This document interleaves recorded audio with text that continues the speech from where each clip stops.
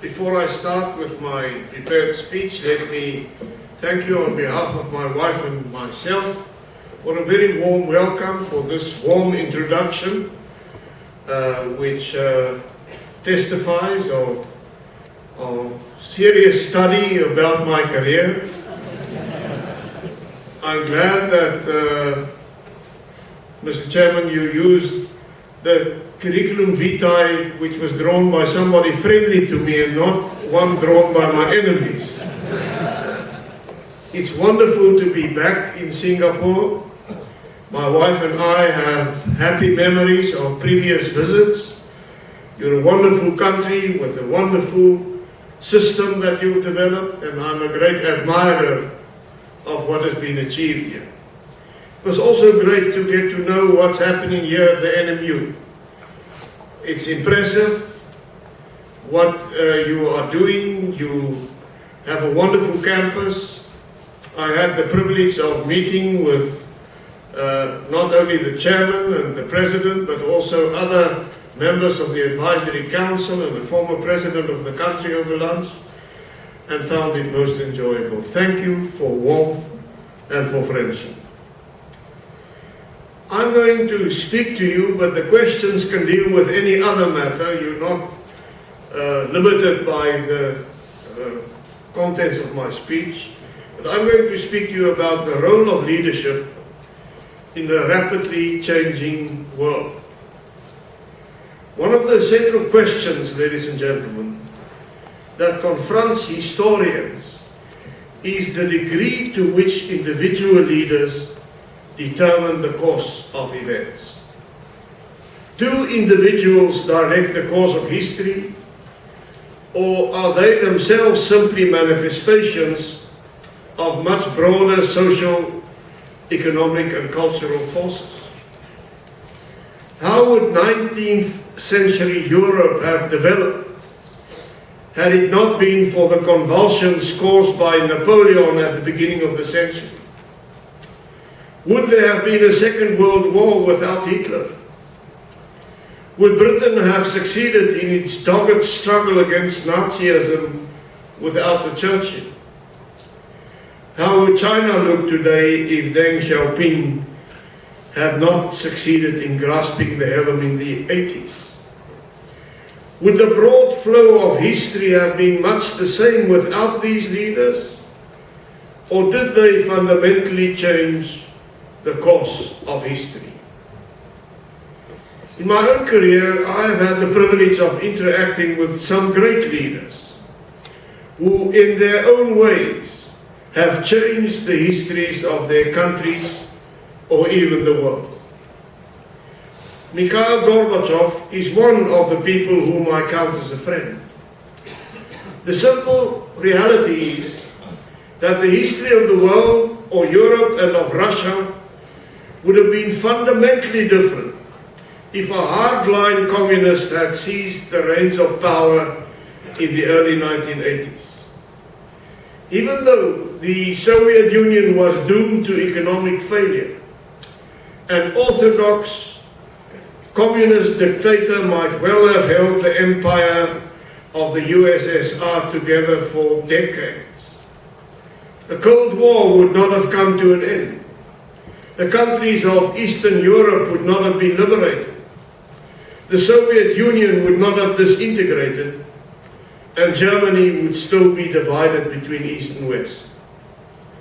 Often, it's the individual leader who puts his or her weight on one side or other of the political balance who changes the course of history. Ironically, this is not necessarily what Gorbachev intended. In his book, Perestroika, he still declared that communism was the best system, but merely needed to be implemented in a more democratic and open manner. It was never his intention that the Soviet Union should fall to pieces, or that the Warsaw Pact should be disbanded. Ultimately, he found it impossible to control the momentum or the direction of the historic changes that he had unleashed. Nevertheless, the world today would have been a substantially different and, in my opinion, worse place had he not made the decisions that he made. The leader who perhaps impressed me most was former President Lee Kuan Yew of Singapore, former Prime Minister. Once again, he was an individual who changed the course of history. In many respects, he was the creator of modern Singapore. Without his leadership, Singapore might still have been just another city in Malaysia. As it is, and despite its tiny size, it has become one of the most successful countries with one of the freest economies in the world. Lee Kuan Yew took the right decisions for his country. He chose the right values and the right economic principles to ensure development of a successful society. In this, he was an artist, painting on the largest canvas that society can provide.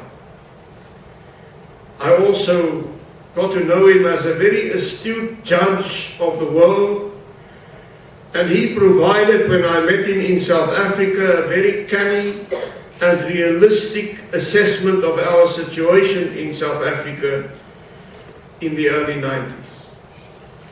Another great leader whom I count among my friends is Margaret Thatcher. Few British Prime Ministers have had such a profound influence on the course of their country's history as she did.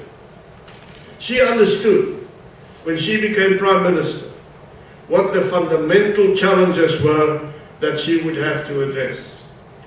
The most serious of these was a trade union movement and residual socialist policies that were inexorably dragging Britain towards stagnation and national failure.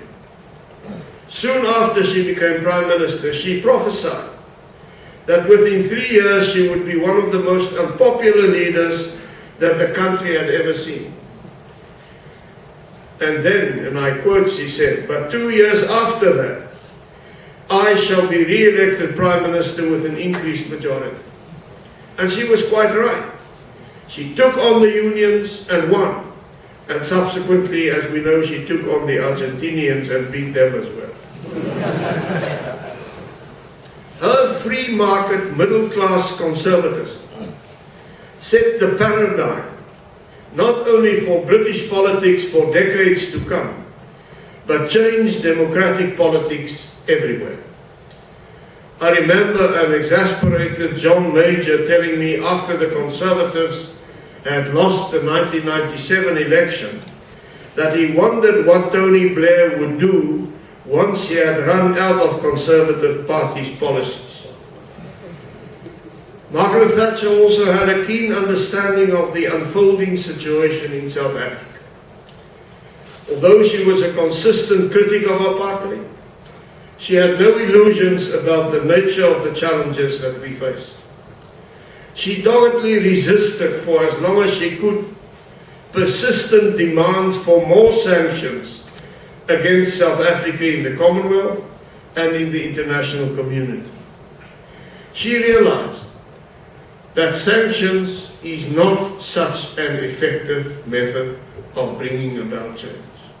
That engagement and that economic growth and development are far better change agents than mere sanctions.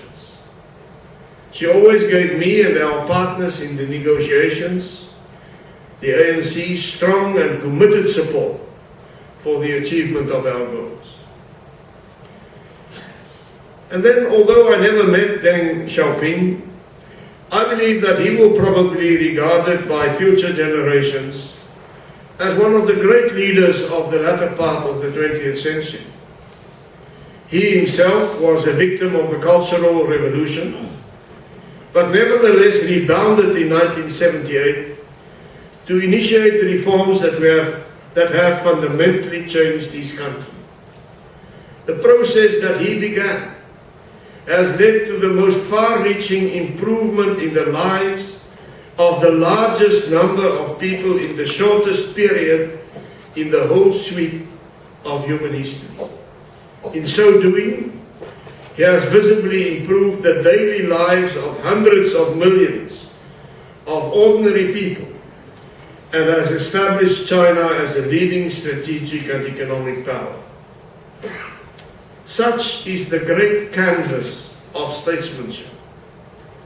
Deng succeeded in turning China from what most people would call a drab and paranoid, ideologically obsessed backwater to a confident, prosperous and successful society. And in our own country, I would like to mention Nelson Mandela. He's a principled man and a great communicator. Through his natural charm and consideration, he played an indispensable role in promoting reconciliation and in laying the foundations of our new non-racial nation. However, he was by no means a saint. We were political opponents and he was a tough and relentless negotiator. However, whenever the situation required, he was able to rise above the political passions of the moment and join me in hammering out reasonable compromises that enabled the process to continue. He also had the stature and the strength to hold his fractious alliance together even at the most difficult junctures. Ladies and gentlemen, from the perspective that I have gained during the subsequent years, I've been able to identify the following requirements for leadership of major change processes. And these lessons that I will highlight for you that we have learned from our process are applicable not only to countries and to governments. It's applicable to business leaders and companies. It's applicable to universities and to other important organizations. The first requirement of leadership, and to really being able to make a difference, is actually to become a leader. The world is full of brilliant people who have all the right solutions to the problems of the world. However, if they don't have the ability to turn their ideas into reality, they remain spectators and armchair commentators in the great game of life. First requirement, become a leader. The next requirement of leadership is an impartial and dispassionate assessment of reality and of the facts.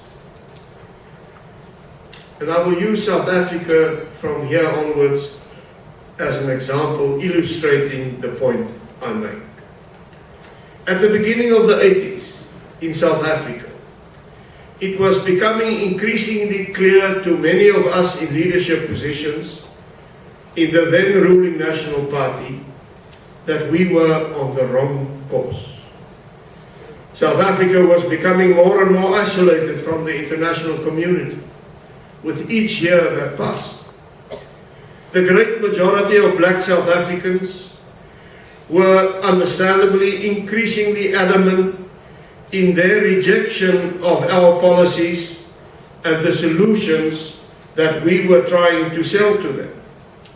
As a result, we have become involved in a downward spiral of resistance and repression that threatened at some stage in the not too distant future to erupt into full-scale conflict. All of this was having an increasingly damaging effect on our economy and was threatening to shut down the engine of economic growth that was and remains our best hope of bringing all our people a better life. My colleagues and I in the government spent a great deal of time from before I became president from the early 80s, from the late 70s, a great deal of time identifying our problems and wrestling with the need for fundamental change. In open and often brutally frank discussions, we examined the hard and unpalatable facts that confronted us. Our greatest challenge in managing the transformation process was to acknowledge these realities, to admit our failure to bring justice to all South Africans, to admit to ourselves that where we were, the policies we were upholding were morally undefensible, that we were on the wrong course, that apartheid was wrong in itself, and to confront our fears for radical change. By the time I became president, I was convinced of all this. And I had clarity in my mind about the need for fundamental change. Fundamental change which would result in a new system which would bring justice to all the people of South Africa. The next requirement of leadership, ladies and gentlemen, is to accept the need for real change. Knowing and admitting that you are on the wrong course and being able to do anything about it are two quite distinct issues. The prospect of imminent disaster, if we look at history, has not always persuaded those at the helm to alter course. History contains a woeful tally of leaders who have resolutely steered their countries or their companies into war and into bankruptcy, despite the direst warnings of dangers ahead. Others, just as often, have through indecision and inaction allowed their countries or their companies to drift rudderless onto the rocks. Resistance to change, ladies and gentlemen, is deeply ingrained in all of us. All of us, the natural thing is you're comfortable with where you are, with the known dangers and your established reaction to whatever happens around you. In our case in South Africa, my people, the whites and other minorities, had some well-grounded reasons to fear change.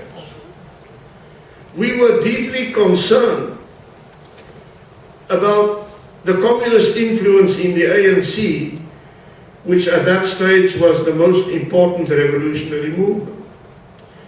That communist influence included an expansionist policy in the USSR to gain direct or indirect control over the whole of Southern Africa with all its resources and with its strategic position. It was not just a question of communists, reds under beds.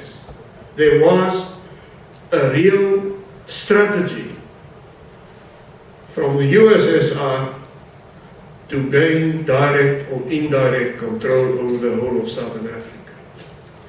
We were deeply concerned when we looked north in the 60s and 70s about the failure of other African countries to build stable, democratic and prosperous societies.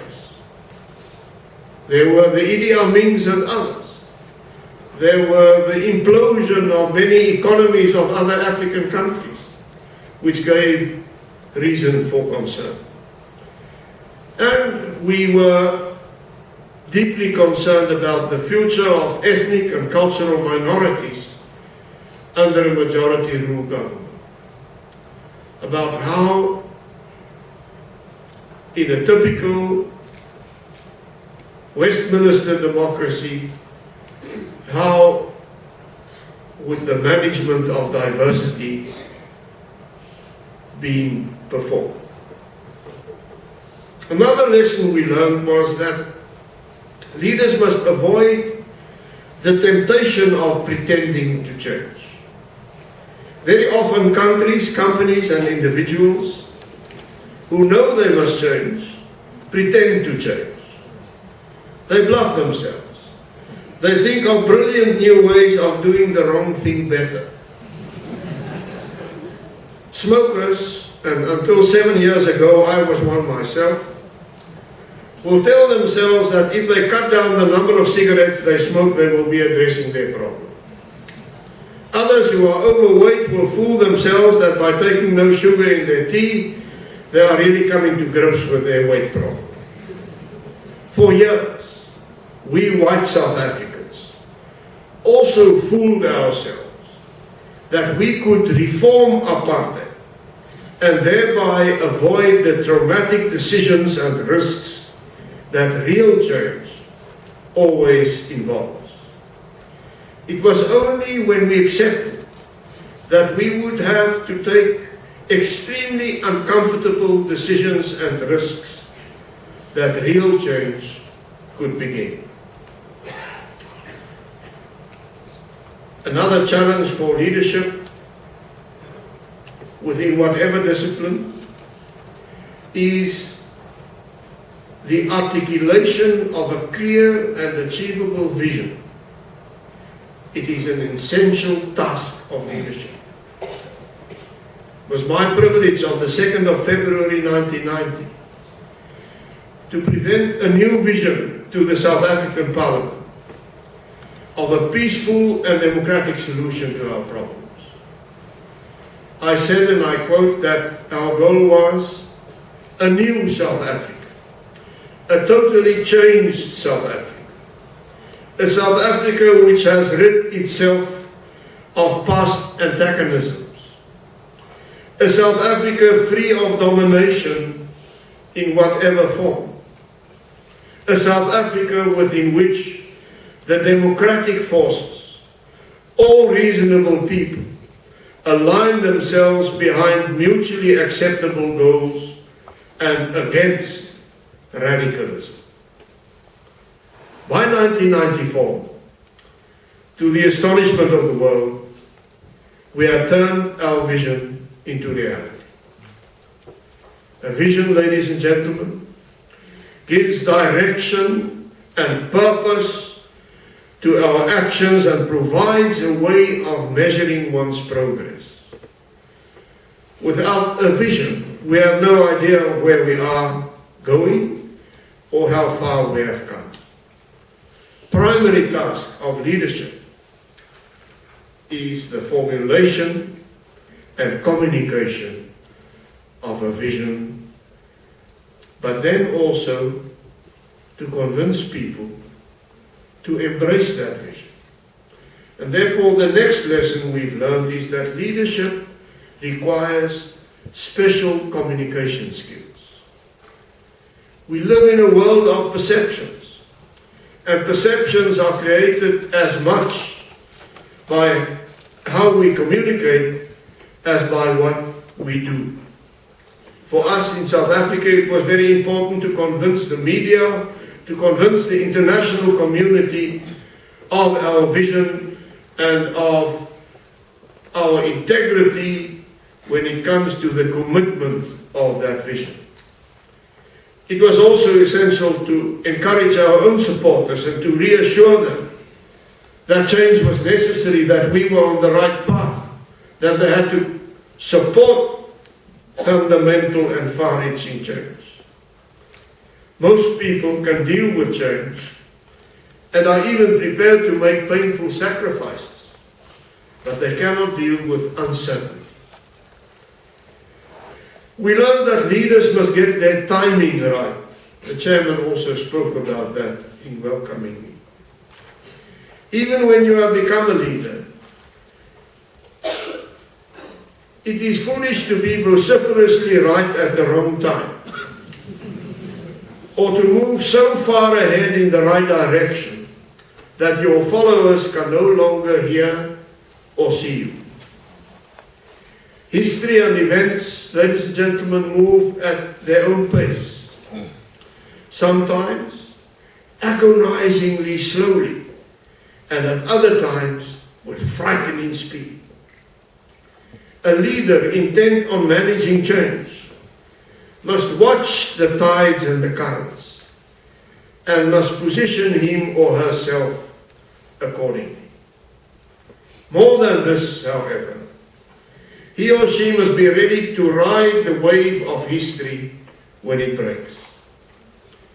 After my inauguration in September '89, the great historic events that were occurring in Eastern Europe and the Soviet Union created such a wave.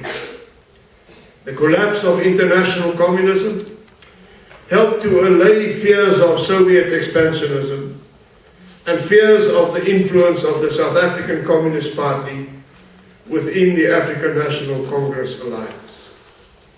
And that helped to set the stage for the speech that I made on the 2nd of February 1990, in which I could announce our diametric change of course, including the release of Nelson Mandela and all other political prisoners, including the unbanning of all political parties and movements, and the launching of constitutional negotiations. We also learned that leaders must persevere. Having taken the decision to embark upon radical change, having formulated a vision, having communicated the vision, the main challenge to leaders is to maintain control of the process and to persevere until they have achieved their objectives.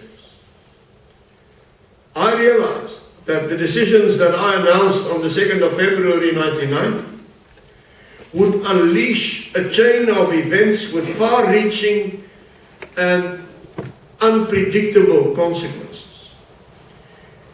It was at times rather like paddling a canoe into a long stretch of dangerous rapids. You may start the process and determine the initial direction.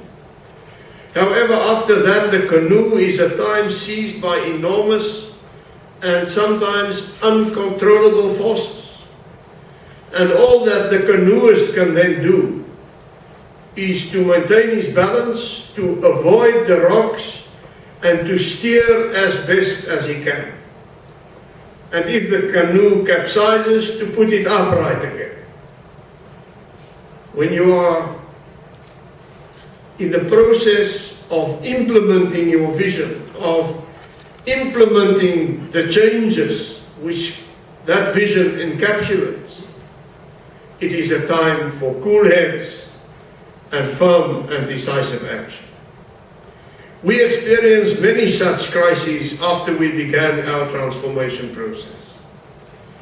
The boycotts of the process at times by the ANC and the Inkatha Freedom Party, the violence that continued to scourge the country during negotiations, the ANC's campaign of rolling mass action involving strikes and massive demonstrations, the assassination of Chris Hani, the leader of the South African Communist Party, all of these crises almost caused the process to capsize. But in the end, leadership prevailed, not just mine, leadership of Nelson Mandela, leadership of